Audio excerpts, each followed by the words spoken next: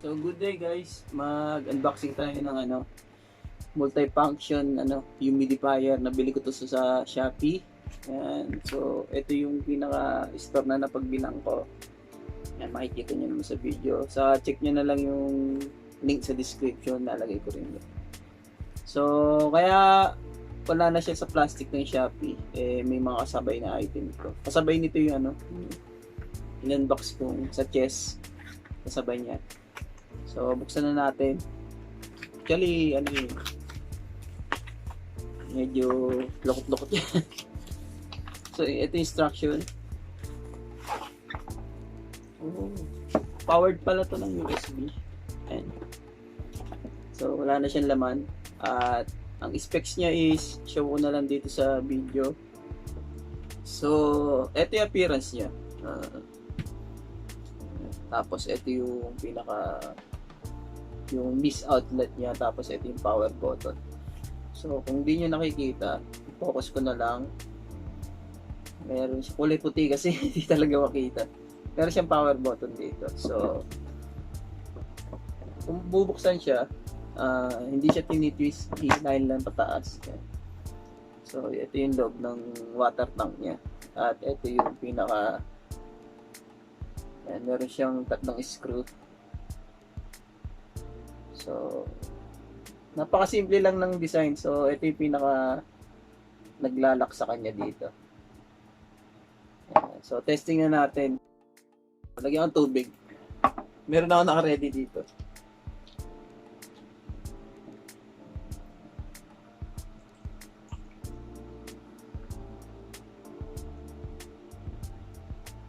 So, hindi ko pinuno.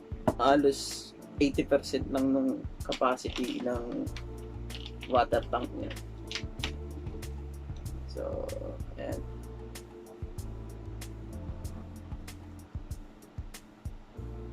May guide naman siya eh. Ito yung pinaka-guide niya eh. So, depende na lang sa inyo.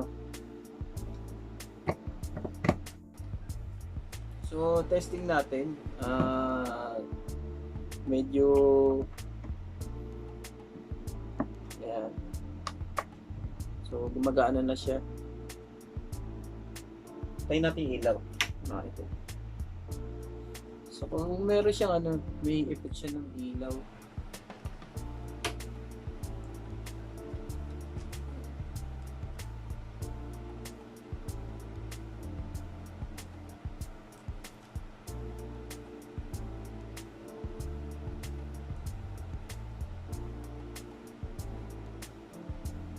Iniisip ko lagyan ko to ng alcohol.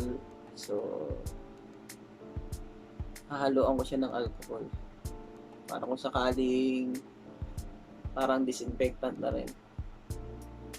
Yung tubig saka yung So, okay siya. Kikita niyo nagpapalit siya ng kulay. So, working naman siya.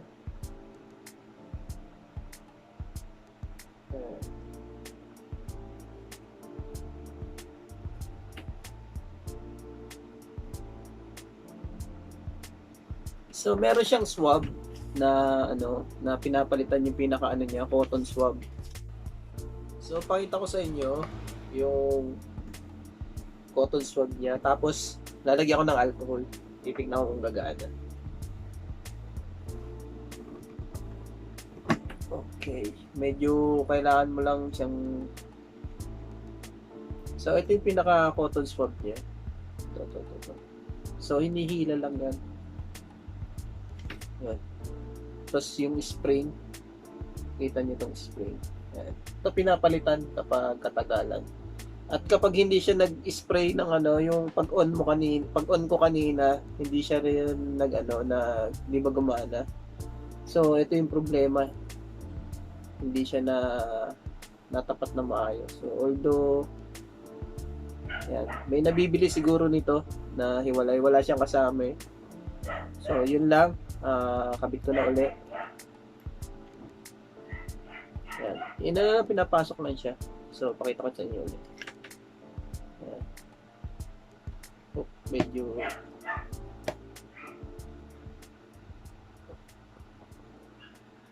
Yan. Parang may dumi. So, itatapat nyo lang siya sa pinaka, so, nakikita nyo na yun. Tatapat lang siya dun sa may stainless na bilog. So, pasensya na kayo, may aso. Kumakahol. So, wala naman siyang alignment kundi isesentro nyo lang. Yan. Yan. So, ganun lang. Tapos, try uli natin. Hindi pala siya nagcha-charge. So, basically, kailangan nakasaksak talaga siya. Testing ko na muna kung magana ulit.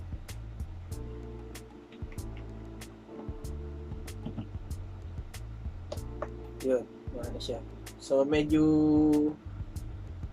mabilis yung response niya.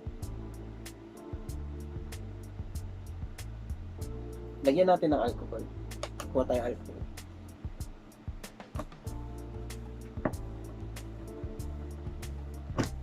Okay. Kuha ko alcohol. So, kumuha ko alcohol to, ethyl. Babawasan ko. So, yung laman niya halos is 80% eh. Kita, hindi nyo makita. So, ayan. So, babawasan ko lang. Ayan. Kalahati. Kalahati na bawas. So, ito, konti na lalagay ko na to. Tingnan ko gagana.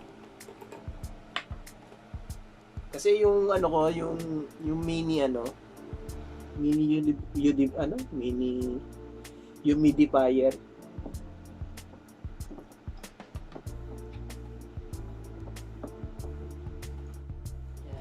So bali parang ano to eh, 60-40 or 50-50. So ito siya, ganyan siya karami. Medyo uminit yung tingnan natin kung ano. Tapang. Matapang yung nilagay ko, dahil pala konti lang. So tingnan natin kung pwede.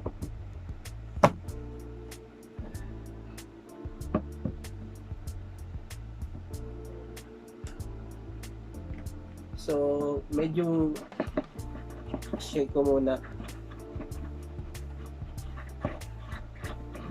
Yan. So, ngayon natin. Yung charger ko nga pala 400 milliamps kaya gumana. So ayan siya.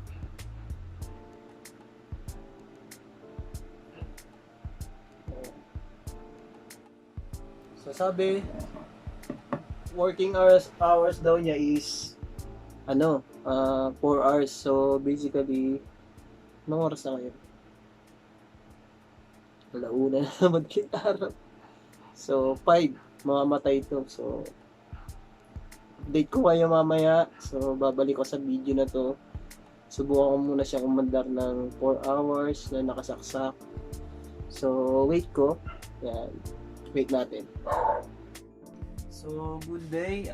Natest na natin to ng mga ilang araw at yung 4 hours na running time niya is okay at medyo napege ko nito. Akala ko nagcha-charge siya pero wala pala siyang battery.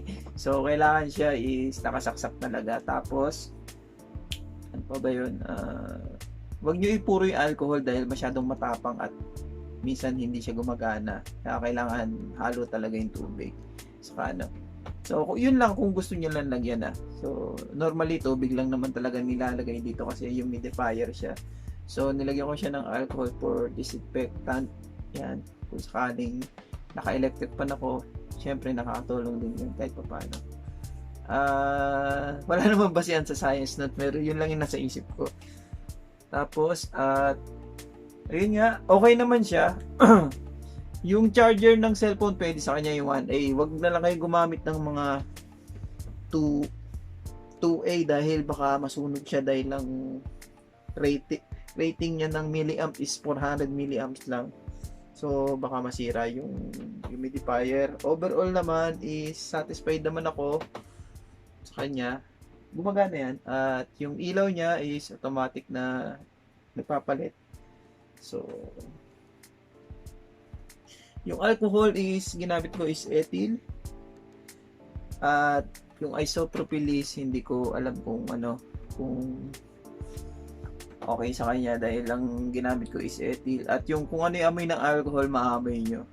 Di ba may mga mabangong alcohol? So, basically, kung may amoy yung alcohol na gagamitin nyo sa kanya is maamoy nyo rin. So, depende na lang sa halo nyo kung paano yung halo nyo. At nabili ko nga pala ulit siya sa Shopee. Tingnan nyo na lang sa description, baka ilagay ko. Tapos, if you like this video, click like and subscribe. At may Facebook page ako, like nyo rin, DIY Pinas, by Dark Acoustic. Ayan. So, ayun lang. At kung ako tatanungin is okay naman siya. Ayan. So, gumagana yan. Hindi lang ganong kita. Ayan. So, may bigote na ako kung makapansin nyo. Kaya, okay talaga yung item. Magana siya na maayos. Tapos, ingat sa COVID nga pala. Hindi pa tayo tapos sa pandemic. At sana makaraos tayo sa lahat ng problema natin ngayon. Ay, napakarap ng December. So, marami pa akong videos na i-upload. Ngayon, medyo na-pending ako dahil sa mga circumstances at problemang nangyari sa buhay ko yung 2020. At sige, abangan nyo na yung ibang video ko. So, if you like this video, click like and subscribe. At message ko nga pala kay Bayaw. Salamat sa lahat. Alam kong nasa mabuting kamay ka na ni kasama mo si Tito. Yeah. So, maraming salamat sa lahat. So, if you like this video, click like and subscribe. Thanks.